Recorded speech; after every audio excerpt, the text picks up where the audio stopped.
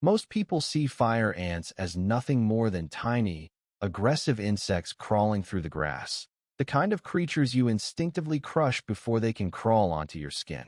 They feel chaotic, angry, almost mindless. But the strange truth is that scientists who study them often describe an entire fire ant colony as a single living organism. While we see thousands of separate insects, nature may see something completely different. A coordinated society capable of sacrifice, communication, and survival on a level that seems almost impossible for creatures so small. When floods arrive, they link their bodies together into living rafts. When danger touches the nest, they respond within seconds with terrifying precision. And deep beneath the soil, millions of them work as if they are connected by one shared purpose. So what are fire ants really? Are they simply one of the most hated insects on Earth? Or could they secretly be one of the most intelligent and organized survival systems nature has ever created? Most people see fire ants as nothing more than tiny, aggressive insects crawling through the grass, the kind of creatures you instinctively crush before they can crawl onto your skin. They feel chaotic, angry, almost mindless. But the strange truth is that scientists who study them often describe an entire fire ant colony as a single living organism. While we see thousands of separate insects, nature may see something completely different. A coordinated society capable of sacrifice, communication, and survival on a level that seems almost impossible for creatures so small. When floods arrive, they link their bodies together into living rafts. When danger touches the nest, they respond within seconds with terrifying precision. And deep beneath the soil, millions of them work as if they are connected by one shared purpose. So what are fire ants really? Are they simply one of the most hated insects on Earth? Or could they secretly be one of the most intelligent and organized survival systems nature has ever created? Their hunting tactics. So how can creatures so tiny overwhelm animals many times larger than themselves? The answer lies in coordination so precise that it barely feels accidental. A single worker ant is fragile and easily ignored. But the moment prey disturbs the ground near the colony, everything changes. Invisible chemical signals race through the soil, spreading alarm faster than most people realize possible, and within seconds the mound erupts with movement. The colony responds as one living force. Streams of reddish attackers surge across the surface, locking onto the victim with hooked mandibles while others deliver repeated venomous stings with surgical accuracy. Some restrain movement, others target exposed tissue, others remain on the edges of the swarm, defending the attack itself from interruption. Nothing about it feels random. Entomologists studying these insects often describe their assaults as highly coordinated defensive warfare rather than simple feeding behavior.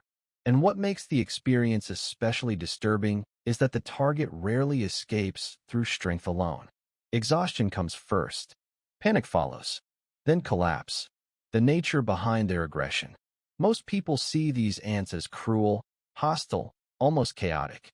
But their behavior is driven by something deeper than aggression. Absolute devotion to the colony. Every worker exists as part of a much larger system where individual survival means very little compared to the survival of the nest itself. The queen, the larvae, the developing eggs, these become the center of everything. Thousands of defenders may die protecting them without hesitation. No fear, no retreat, just instinctive sacrifice. And once you begin observing them closely, another side slowly appears beneath the violence.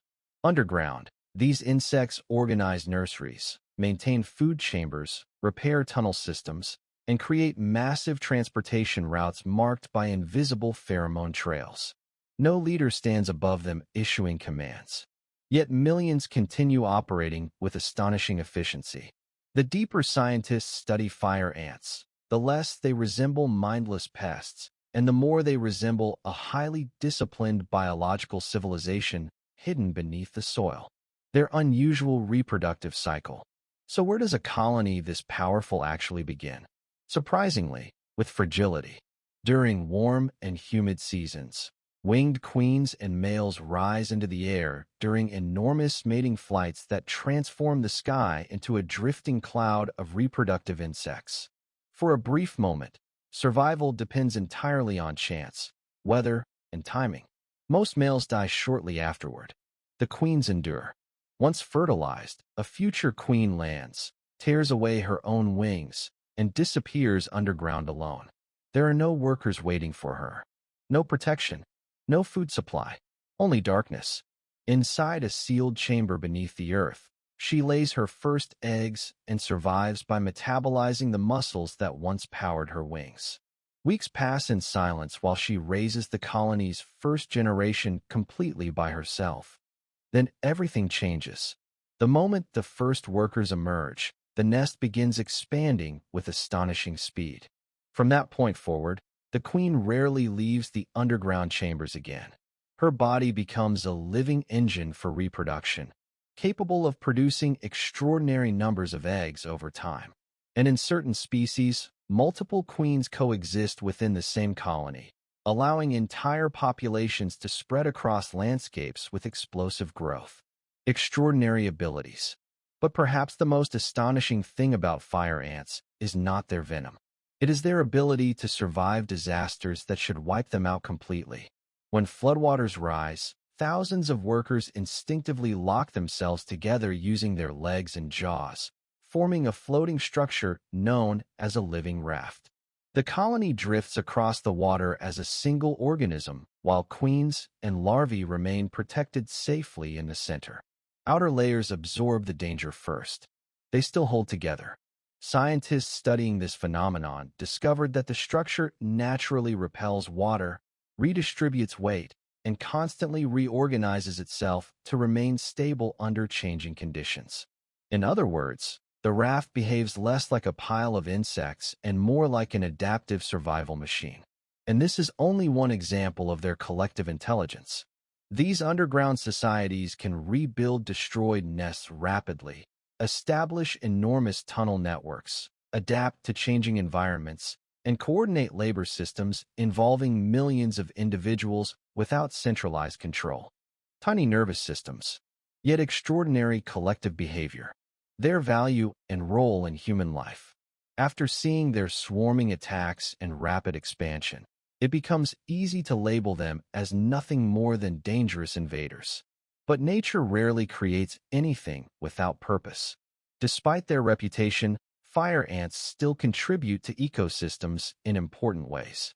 They prey on various insects that damage crops, help recycle organic material, and aerate the soil through constant tunneling activity. In many regions, reptiles, amphibians, birds, and other arthropods rely on them as part of the food web. And strangely enough, these feared insects have also inspired human innovation. Researchers studying their living rafts have used those observations to explore flood-resistant engineering systems and self-organizing robotics. Their communication networks are examined by scientists interested in decentralized intelligence and swarm coordination. Even compounds found within their venom are being investigated for potential medical and pharmaceutical applications. So perhaps the real question is no longer whether fire ants are dangerous. We already know they are. The deeper question is this: how can a creature so small contain such an extraordinary balance of destruction, intelligence, sacrifice, and survival all at once? So after learning what these tiny underground societies are truly capable of, the next question becomes surprisingly important. How do you know if fire ants are already living around you? In many cases, the first sign is not the ants themselves, but the landscape changing in subtle ways. Active colonies often create loose soil mounds that appear suddenly after rain or warm weather, usually in open grass, near sidewalks, tree roots, gardens, or cracks in the ground. Unlike ordinary ant nests, these mounds may have no obvious opening at the top because the entrance tunnels are hidden beneath the surface. And if the colony is still active, the reaction can be immediate. Disturb the mound slightly with a stick or even a vibration from your footsteps, and within seconds the soil may begin to move. Workers rush upward in coordinated waves, spreading rapidly across the surface as if the ground itself has come alive.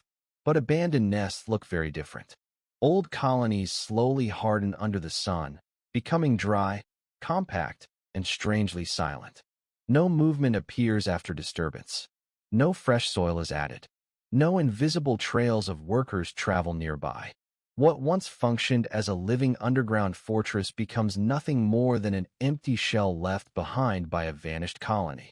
And the unsettling truth is that many people pass these nests every single day without realizing how much activity is happening just beneath their feet. Because whether we notice them or not, fire ants are constantly shaping the environment around us. Hunting, tunneling, expanding, defending, surviving. So now I want to ask you something. After learning the true nature of fire ants, do you still see them as nothing more than dangerous pests?